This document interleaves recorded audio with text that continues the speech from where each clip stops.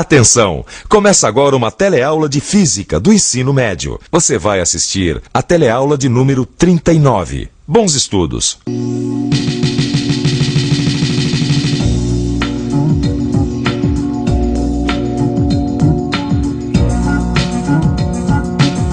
Você viu nas teleaulas passadas várias experiências envolvendo o nosso atual tema de estudo, que é a eletricidade.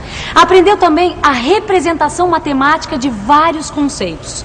Mas em física, assim como em todas as ciências, as perguntas não cessam. E é justamente isso que faz a gente aprender sempre mais. Por exemplo, você aprendeu como carregar eletricamente um condutor, não é verdade? Mas onde exatamente estão as cargas de um condutor carregado?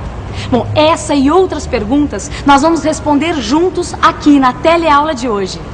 Na teleaula de hoje você vai ver como as cargas se distribuem num condutor.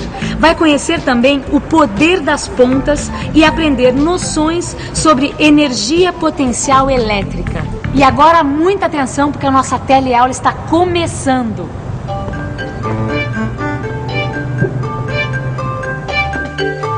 E aí, Gil? Ficou pronto o aparelhinho? Ah, tá pronto, ó. Vamos fazer o teste? Vamos. Eu segui todas as instruções que a Maristela deu, ó. Tá aqui, ó. Eu peguei esse pedaço de papel mais ou menos uns 10 centímetros, prendi nesses dois canudos de refresco, tá certo? Aí eu coloquei, olha, nessa massinha aqui, ó, de modelar, tá? Afixei os dois, tá aqui. Aí eu coloquei uma tirinha de papel de bala, olha, de cada lado do retângulo, ó. Tá vendo? De um lado e do outro, tá? Agora nós vamos atritar esse canudo de refresco para deixar ele bem carregado. E o canudo estando carregado, nós vamos carregar agora o conjunto através do contato. Vamos lá. Olha só, rapaz. As duas tirinhas de papel se afastaram. Você viu? Bom, isso quer dizer que existe carga elétrica dos dois lados do papel, não é isso? Exatamente. Que legal. Agora é o seguinte, a primeira parte da nossa experiência, tudo correu bem. Vamos para a segunda? Vamos? Ó, pega um pedacinho de durex aí para me ajudar. Durex. Ó, eu vou juntar esses dois canudos na mesma base, tá vendo? Você coloca aqui nessa parte de cima, Bom, tá, para eles ficarem bem juntos. você vai transformar uma superfície que era plana numa superfície cilíndrica, é isso? Exatamente. Olha, Ah, e pra repare quê? o seguinte, que essa tira de papel de bala ficou pro lado de fora do cilindro. A outra ficou na parte interna. Tá legal? certo. Agora nós vamos carregar o canudo novamente, com bastante vigor. E tchan, tchan, tchan, tchan. Olha lá, ó. A tirinha do lado de fora subiu mais um pouco. Olha lá. É, mas em compensação a tirinha que está dentro do canudo fechou. É verdade, rapaz. Agora, por que será que isso aconteceu, hein? Antes as duas tiras subiam dos dois lados do papel. Pois é, agora Ué? dá até a impressão que não existe carga elétrica do lado de dentro do papel. É, rapaz, sabe que eu acho que isso... Se você fizer essa experiência, vai notar que, se inverter o cilindro deixando o lado do papel que estava para dentro do lado de fora, esta situação vai se manter. Ou seja, a tirinha que vai estar na parte de dentro é que vai ficar fechada e a do lado externo é que vai se abrir bem. O que acontece aí? As cargas estão todas localizadas na superfície externa do cilindro, de tal forma que, num ponto P, localizado dentro do cilindro, o campo gerado por essas cargas vai ser nulo. Pois é, colocado neste ponto uma carga de prova positiva Q, ela vai ser atraída igualmente para todos os lados. E a partir daí podemos obter duas informações muito importantes. A primeira é que, num condutor carregado, as cargas vão se localizar nas suas partes periféricas. E a outra é que o campo no interior de um condutor é sempre nulo. Ô Gil, Oi? e esse outro aparelhinho aí, pra que serve? Essa é mais uma dica que a Maristela deu pra gente estudar melhor a distribuição das cargas no condutor. Entendeu? Interessante, né? Mas ele tem outro formato, meio diferente. É, a forma do corpo influencia na distribuição das cargas. Entendeu? Agora, ó. Carregando, carregando e carregando. Vamos lá. Tá vendo? Olha lá. Olha, rapaz, A tirinha que está em cima ficou mais aberta que a tirinha colocada na parte de baixo do papel. Então, ficou exatamente como a Maristela falou pra mim. Só que ela me falou também, Vicente, que esse efeito tinha um nome. Como é mesmo o nome desse efeito, rapaz? Eu tô... O poder das pontas. Como é que é? O poder das pontas, Rosinha, é que as cargas tendem a se acumular nos lugares mais pontiagudos de um corpo. Por isso, a tirinha, que está na região mais estreita, fica mais aberta. Eu não entendo. Por que as cargas ficam espremidas nas pontas em vez de se espalharem de modo igual pela superfície? Imagine uma esfera ou um disco carregado. No caso de um objeto assim, as cargas estão espalhadas uniformemente. Agora imagine uma carga Q sendo empurrada por duas cargas vizinhas, Q1 e Q2, como forças F1 e F2. Veja que as forças são iguais, pois as distâncias são iguais. E essas forças tentam empurrar a carga Q para os lados e para fora. Mas como a carga Q não pode sair do corpo, seu movimento só vai poder ser para os lados. As componentes das forças F1 e F2 são F1T e F2T, que também são iguais, pois F1 e F2 são iguais, e Q1 e Q2 estão à mesma distância de Q. O que está acontecendo nessa situação?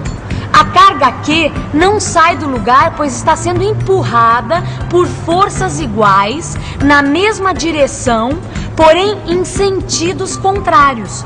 E como a carga não muda de lugar, vamos ter sempre uma distribuição uniforme de cargas ao longo da periferia de esfera. Agora imagine um objeto com uma região mais pontiaguda e a mesma situação anterior, isto é, as cargas estão distribuídas uniformemente. Em outras palavras, a carga Q está à mesma distância de Q1 e Q2. Também temos as forças F1 e F2, que ainda são iguais, e as forças F1T e F2T, que empurram Q tangencialmente. Mas nesse caso ocorrem algumas diferenças. Repare que F2T é maior que F1T, porque F2 está praticamente na direção tangente. Então, F2T é quase igual a F2, enquanto F1T é menor do que F1. Assim, a carga Q vai ser empurrada na direção de Q1, até que F1T e F2T se tornem iguais. E por essa razão, Q vai ficar mais próxima de Q1 do que de Q2. Então acabamos tendo um acúmulo de cargas nas regiões próximas à ponta do condutor. Isto é, as cargas acabam se acumulando nas pontas. É por essa razão, Rosinha, que os para-raios são construídos em forma de ponta. Mas para entender mais esse assunto, nós temos que aprofundar o estudo de eletrostática. Nós temos que ficar por dentro do que é energia potencial elétrica.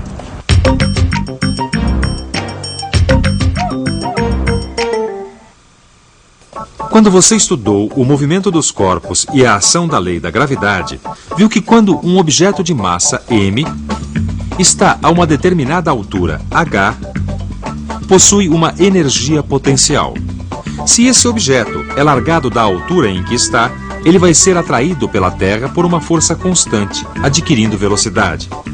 Em outras palavras, ele adquire energia cinética. Algo semelhante vai acontecer com uma carga que está entre as placas de um capacitor. Essa carga vai sofrer a ação de uma força constante que vai empurrá-la na direção de uma das placas. O que quer dizer que em cada ponto da região entre as placas de um capacitor, uma carga vai ter energia. E esta energia é justamente a energia potencial elétrica que a Maristela tinha falado. No seu livro de física, você vai ver como calcular o potencial elétrico num campo uniforme. Vai rever duas unidades que você conhece bem, o Joule e o Coulomb. E vai ver que a relação entre essas duas unidades é tão importante que recebeu o nome de volt, cujo símbolo é V. Mas o que me deixou mais impressionado é que, utilizando essas relações que estão aqui, você pode calcular a diferença de potencial elétrico entre duas placas do capacitor que estão separadas por uma distância de 6 centímetros. E sabe qual é? 180 volts. Mas peraí, Gil, 180 volts? Acho que a gente não vai poder ter toda essa carga nesses aparelhos de papel que a gente está fazendo, né? Eu também acho estranho, viu? Mesmo que a gente conseguisse fazer um capacitor, eu acho que nós não poderíamos ter 180 volts. Imagine só a gente encostando um capacitor de 180 volts, o choque que a gente não ia tomar. Mas peraí. Agora eu tô pensando uma coisa melhor. O quê? Será que a gente não pode ter 2 objetos carregados com uma grande diferença de potencial elétrico sem que isso cause problema? Pode ser? Peraí, você tá querendo dizer que tomar um choque de 180 volts não é perigoso? Eu não quero tomar um desses não, Vicente. Você tá louco? Não, nem eu, mas espera um pouco. Mas é verdade. Não, mas tudo bem. Se você tá falando, Maristela, eu acredito. Agora, primeiro você tem que me provar que nem sempre um choque é perigoso. Com prazer. Aliás, essa experiência é ótima. Olha só, aqui nós temos então a nossa igrejinha. Ela foi feita com o mesmo material de outros aparelhos que você já viu, certo? Então dá uma olhada só. A igreja foi feita com cartão. Aqui nós colamos uma tirinha de papel de bala, olha só, saindo da torre da igreja. Nós pregamos também uma agulha para servir de para-raios, pode também ser um pedaço de arame. E olha só, esse canudo aqui, ó, serve como suporte. E todo esse conjunto está preso numa base. Na verdade, esse conjunto é um eletroscópio um pouco modificado. Exatamente. Então, olha só. Rosinha, carrega para mim um desses canudos de refresco. Carrega por atrito. Depois que o canudo estiver carregado, nós vamos passá-lo perto da agulha. O importante é não tocar o canudo na agulha, certo? Por isso eu vou passar o canudo a uma distância mais ou menos de 1 centímetro da agulha. Então, a agulha é o para-raio e o canudo de refresco vai fazer o papel de uma nuvem carregada. Ó, aqui está. Então, o que acontece com a tirinha de papel de bala? Bom, a tirinha de papel está subindo, a igreja está carregada. Sim, mas ela foi carregada como? Por atrito, por indução ou por contato? Bom, eu acho que por atrito e por contato não foi. Poderia ser por indução. Então isso significa que a carga da tirinha de papel deve ser contrária do canudo. Ó, aproxima o canudo aí da tirinha de papel para ver se ela é atraída por ele. Ih, foi repelida. Isso quer dizer que a tirinha de papel, a igreja e o canudo têm a mesma carga. Ah, então quer dizer que a igreja não foi carregada por indução. Mas Estela, essa eu não entendi. Como é então que a igrejinha foi carregada? Um raio, Rosinha. Como? Exatamente isso, um raio. Uma faísca elétrica pequena, não dá pra perceber. Olha só, você viu que as cargas levantaram a tirinha do papel de bala, certo? Então, elas pularam do canudo para a igreja. Você viu também que as cargas do canudo e da igreja eram do mesmo sinal. Tá, e como acontece isso? A gente já sabe que as cargas elétricas se acumulam nas regiões pontiagudas dos condutores. Então, ao aproximar o canudo da agulha, um grande número de cargas, olha, se acumulam, ficam nessa região. E aí o que acontece? Peraí que eu já sei. O campo elétrico fica tão intenso que é capaz de arrancar elétrons dos átomos do ar. Exatamente. Então, em outras palavras, o ar fica ionizado e se torna um bom condutor. Bom, depois de tanta informação, que tal uma boa revisão? E atenção, se liga aí que é hora da revisão. Na teleaula de hoje, você viu como são as distribuições de carga num condutor. Aprendeu que as cargas estão nas regiões periféricas do condutor e que o campo no interior do condutor é nulo. Conheceu o poder das pontas e teve uma noção de energia potencial elétrica. Agora é a sua vez de ir fundo no seu livro de física. Lá você vai encontrar todos os cálculos necessários para você se aprofundar no assunto. Até a próxima. Tchau.